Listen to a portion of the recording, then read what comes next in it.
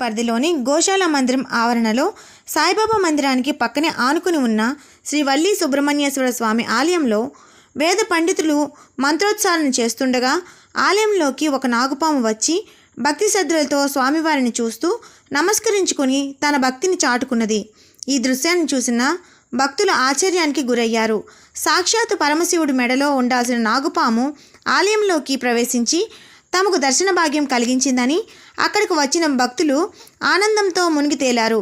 పైగా వైశాఖ మాసం శుక్లపక్షం సప్తమి మంగళవారం కావడంతో సాక్షాత్ అమ్మవారు దర్శనమిచ్చారని తెగ సంబరపడ్డారు.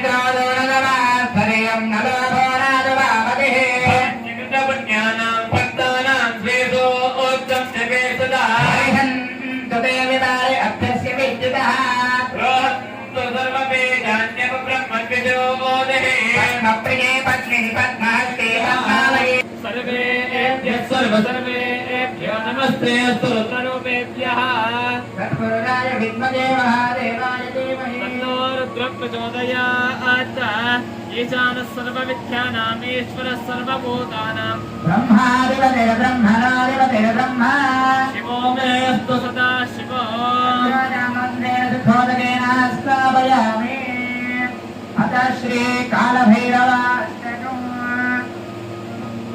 देवराज सेव्यमान पावनांगि पंकजो जालयज्ञो प्रविंदो शेखरो कृपाकरो नारदादि योगि वृंद वंदितो दिगंबरो काचितो पुरादिनाथ काल भैरवं वरे भानुकोटि भास्वरं भवाप्ति तारकं परो